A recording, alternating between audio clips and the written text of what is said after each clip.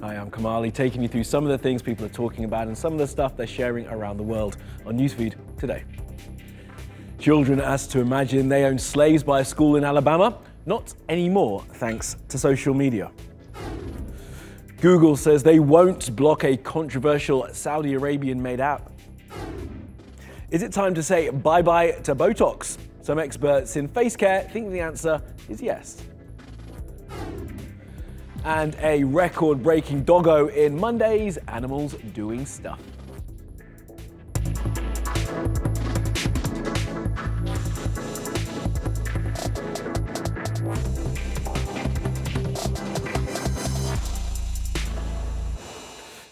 And at the top of our newsfeed, when is a homework assignment racist?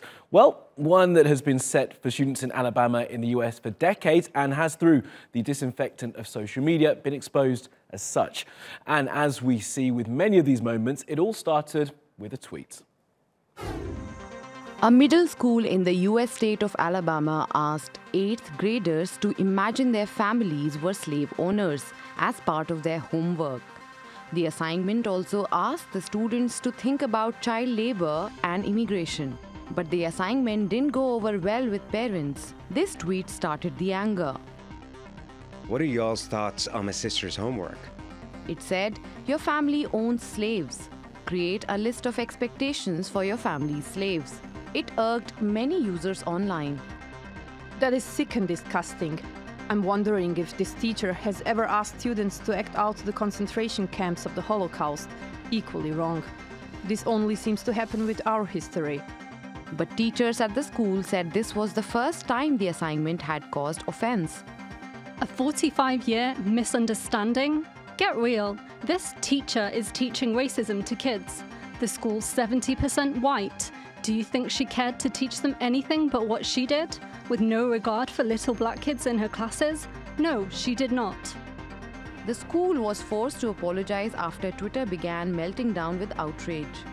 We've been providing professional training to our staff members on cultural awareness this year, but I admit we have more work to do in this area. Please know we are absolutely committed to ensuring that all our students feel welcome, wanted, and worthwhile. The teachers also said sorry, writing in an email. This week, we gave our students an assignment we recognize was inappropriate. We have pulled the assignment and no grade will be given. We have and will be apologizing to our students. It was never our intention to hurt any of our students.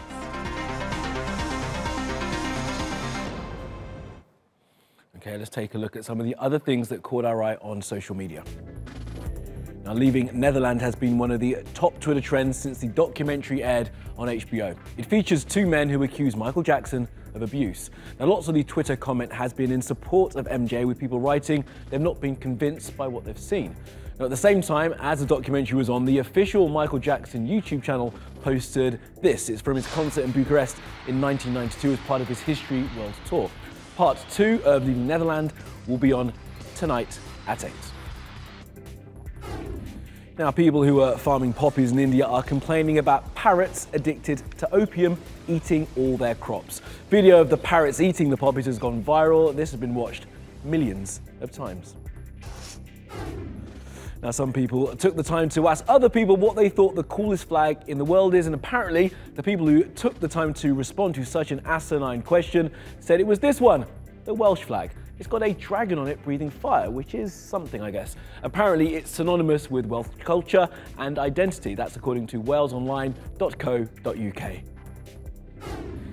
And people who like a pop star a little too much have been found to be running a neat little scam involving the average coffee and medium-paced food behemoth Starbucks. A guy called Nico made a fake promo poster claiming Starbucks would give free drinks to people who tweeted a screen grab of themselves listening to a Gaga song called Shallow. It was an attempt to get Shallow a better position on the Billboard chart. Now, some of the big brains in the world of artificial intelligence are meeting in Paris to work out how to make sure that machines don't destroy humanity in the future. Ollie's with them and met a robot which seems to know which show it's going to appear on before it actually appears. Now, that's clever. This robotic arm writing, "I must not hurt humans," is a little bit of a scary prospect, but that's what this UNESCO Artificial Intelligence Conference is trying to address. How far and how much control should AI have in our lives? It's called a humanistic approach to make sure that humans always play a part in the role of artificial intelligence. Now, AI is going to be used in more and more things. Currently, we use it in our phone with voice assistants such as Siri. So if you ask it a question, it'll tell you what the weather is like. And that is basically known as weak AI, where you ask a question and it'll give you a response. So over here is Pepper. This is Pepper the Robot by SoftBank. Hello, Pepper. Hello, NewsFeed. There we go, saying hello NewsFeed to us. Now this weak AI is rather limited in what it can do. It's a very, not basic things, but it's very, very short commands. So in the future, they're thinking that there's going to be something called strong AI. Now this isn't going to be around until 2050, but that could be the likes of machines having sentient thought, having human consciousness, really allowing machines to do those intellectual processes that humans do. So delegates here at this conference are tackling big questions like how much control should AI have? How far should it be allowed to go? And what, if any, repercussions should there be, and for who, if AI goes wrong? The thinking is, if they tackle the big questions of the future, right now, it means that the AI of tomorrow will be safe.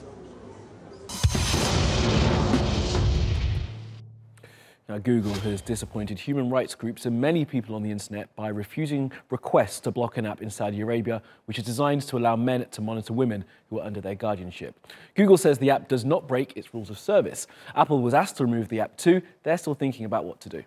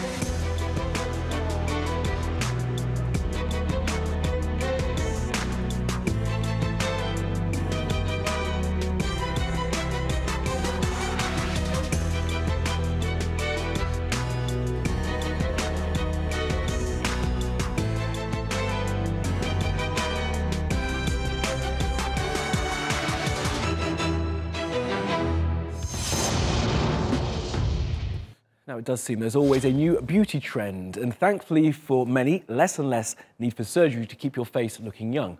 Now, one of the latest is tape that gives the appearance you've had a facelift. Check it out and tell me after if you think, I might need one.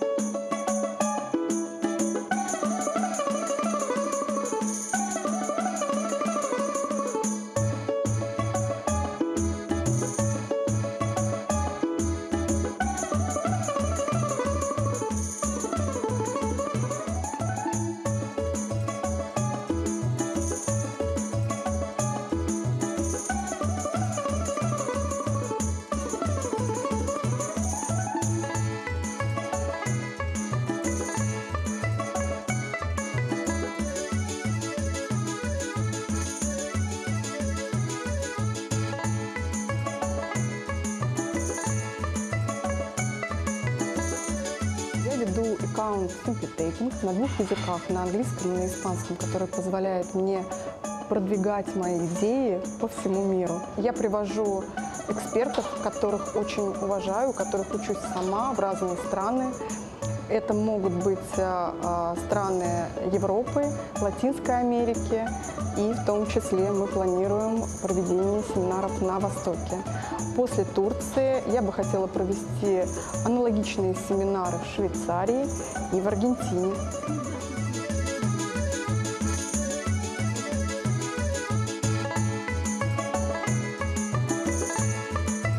I was following I'm Natalia from Instagram, and I was very interested in taping, but I didn't think I could do it by myself. And when I got here, I am really comfortable now with the application of the tapes. I think I can even teach others.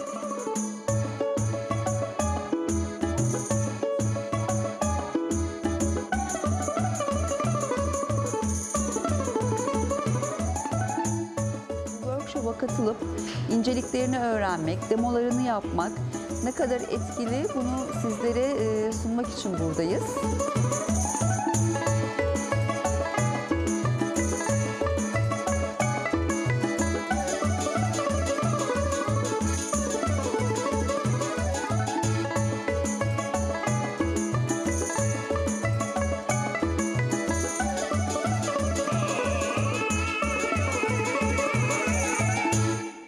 Okay, a spin around the world now for some other stories you need to know this Monday. Another step has been taken in the commercialization of space. Elon Musk's company successfully launched its Dragon capsule and it docked with the International Space Station. The plan is for Dragon to carry 2 people up to the ISS in the summer. Yesterday's launch was carrying a dummy called Ripley, a nod to the Aliens movies starring Sigourney Weaver. Not sure that's a good thing. Now, 2 little girls aged 8 and 5 have been found alive and well 44 hours after they were missing in California. It's been called a miracle by the fire crews who followed granola wrappers and boot prints to locate them. It's not clear why they left their home and went into their woods on their own. Their names are Leah and Caroline Carrico.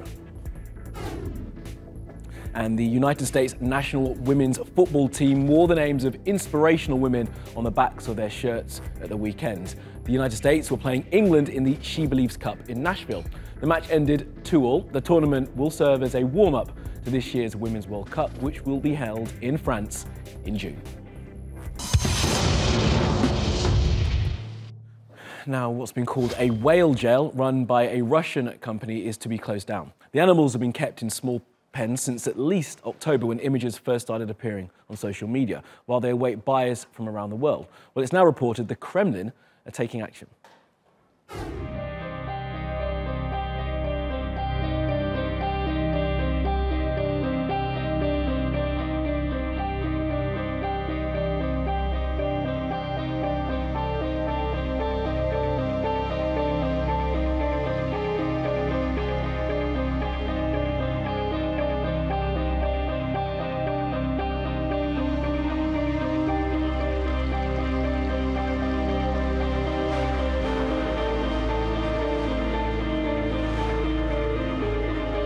Содержатся они в отвратительных условиях. Это очень маленькие загоны сетчатые. Напихано по 15, по 12 там, детей, которые буквально друг на друге там вынуждены находиться. Сейчас с каждым днем становится все холоднее и холоднее. Эти животные, хоть и арктические, но они все равно должны двигаться. Они преодолевают ежедневно сотни километров, именно чтобы им было тепло.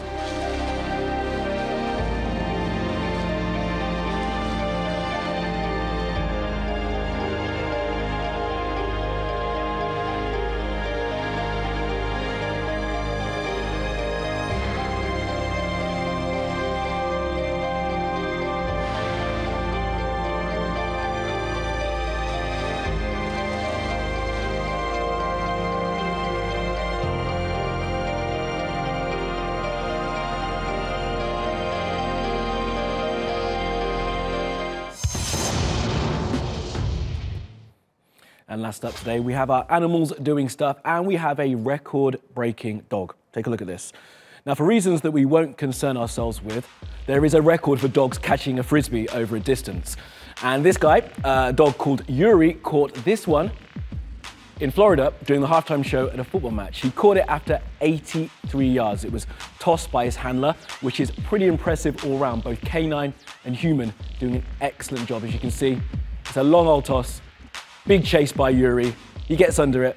He even has time to relax before he catches it in his jaws. Well played to all. And that will be a lot from the NewsFeed team. Reach out to me with your questions, comments, complaints, and suggestions. I'm at Kamali Melbourne. You'll find us 24/7 on Twitter and YouTube. And you can follow me on Instagram. Follow, subscribe, and add. See you again tomorrow.